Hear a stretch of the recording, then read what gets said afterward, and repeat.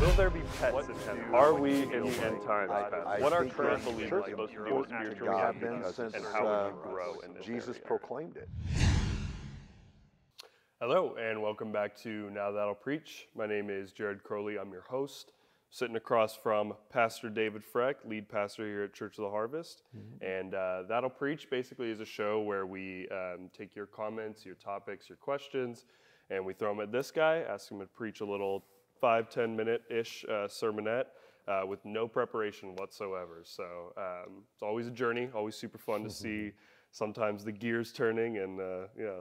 They're always turning.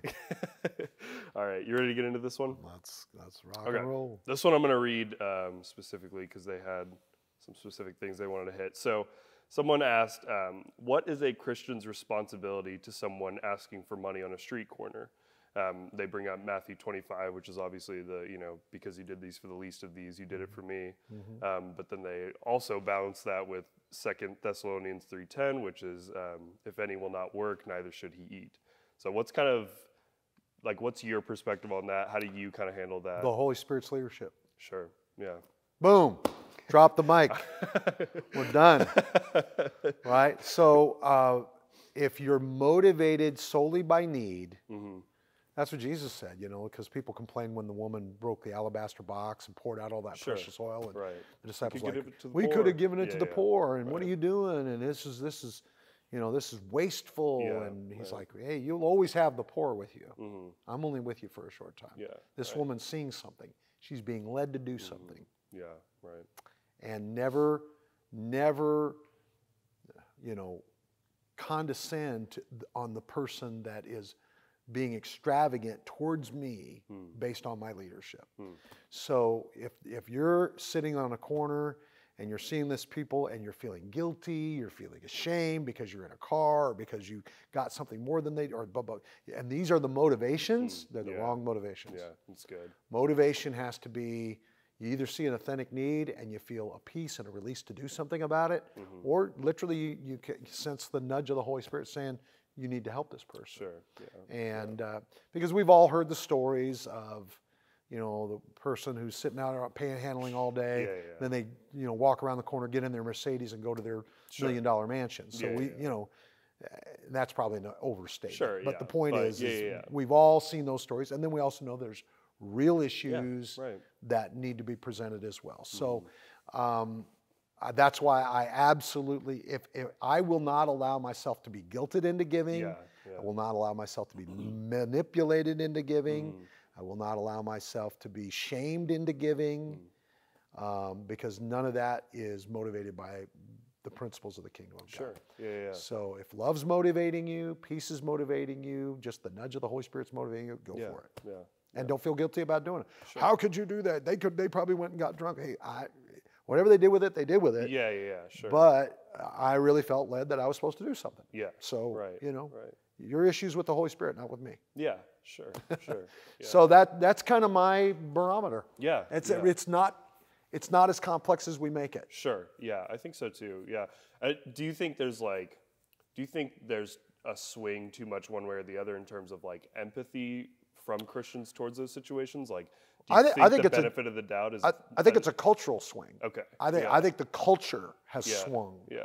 Very much so that way. Sure. Whereas 20, 30 years ago, it's like, look at that bum. And there was no compassion. Sure, it's like, hey, you want a job? I'll give you a job. And if they don't get in the car and don't want a job, then I don't have responsibility because they don't want to work. Right. And so that was kind of where the culture was.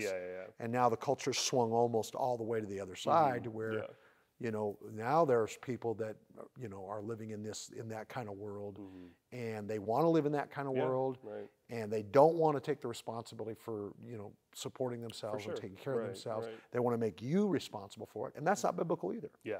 So I think the culture's just kind of swung that way, and so the tendency is where the tail wags the dog. Sure, right.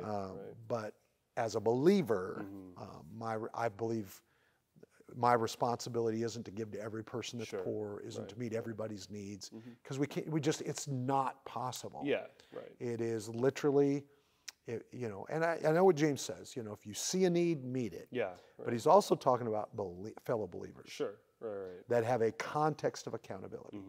Yeah. So one of the problems with the person on the street corner, as an example, is there's no context of accountability. Sure. Right. You know, you could actually be enabling a pattern or behavior that's destructive. Sure. Do you want to be responsible for that? Yeah. Right. So once again, that's why the leadership of the Holy Spirit is critical. Yeah. And the correct motivation is critical. Yeah. And so that's what I try to how do I live my life? And there's been times, you know, it happens to us on a very regular basis here at the church. People walk in, hey, I need help with my rent. I need help with my utilities. Hey, I need, you know, I'm out of gas. Yeah. I need to get to wherever, you know, or I'm out of food. And hey, if you're out of food, we're going to feed you. Yeah, sure, right. But we've actually had it. Well, can you just give me the money and I'll go get the food? No, that's not how it works. Are you hungry or not? Yeah, it gets a little suspect. Yeah. Are you hungry or not? If you're hungry, we'll feed you. Absolutely, we will feed you. Yeah. No, you know.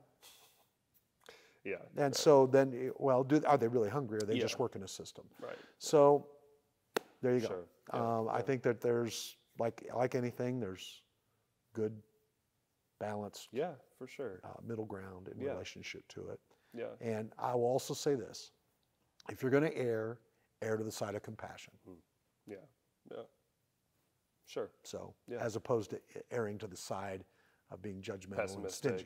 Right. So if you're going to err to the wrong side. Yeah. Yeah. Sure. Or the right side, excuse me. So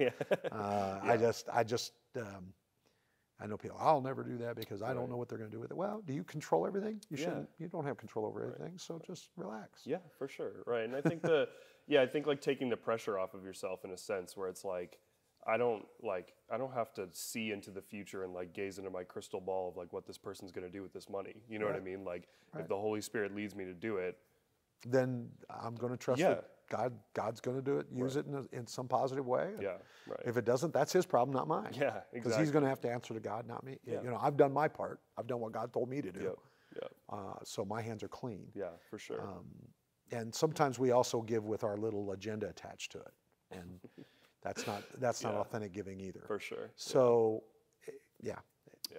I don't want to beat it to death, but that's that's kind of my perspective. And I think we've all been, sitting in the car, and the guy's right there, and he's holding the sign, and he's looking and staring at you, and you're like, I don't want to make eye contact, I don't want to look, because if I do, I'm going to have to do something. Or okay, I'll just, we've all been there, we've all felt that, and we've all experienced that, and I feel like, hey, how you doing? Yeah, right.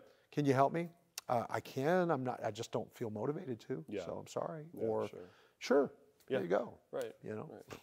Yeah. Sure. And or I might even strike up a conversation sometimes. Just kind of talk to them. I think that stuff is typically the more helpful thing in a lot of cases. Like just treating them like a person. You know what I mean? Like because as soon as you said like we've all been there before, that was my daily drive when I was living in Westport to get onto 35 to come here. You got to go through under the bridge, the crucible of people that have in many instances have chosen to live there. Some of them haven't, and they're just in a bad place. And how do you navigate that? Exactly. Right. And I think I just realized really quickly, like I feel a lot better about this situation, regardless of what I do financially with them. Like. If I just treat them like someone that was created by God, you know what I mean? Like, so, You can't go wrong doing that. For sure. Yeah. And you're not always going to meet expectations. No, I remember I gave somebody some money and they said, well, I can you give me more? I'm like, sure, but I'm not going to. Right. Once again, just because I have it and you don't, doesn't mean I have to give you what I don't have. Yeah. I'm called to steward what God's given me. And, Right. And I've got people to feed. I've got things to support. I've got my church. I got priorities in my life. For sure, man. And things that I know are going to be accountable and responsible. Right. So there you go. Yeah, for sure. Well, appreciate that. Very practical as always. We appreciate you guys. Thank you so much for tuning in. We definitely view this as a resource, so treat it like a resource. You can help us by liking, sharing, subscribing, the whole thing. And we will see you next week. All right. Awesome.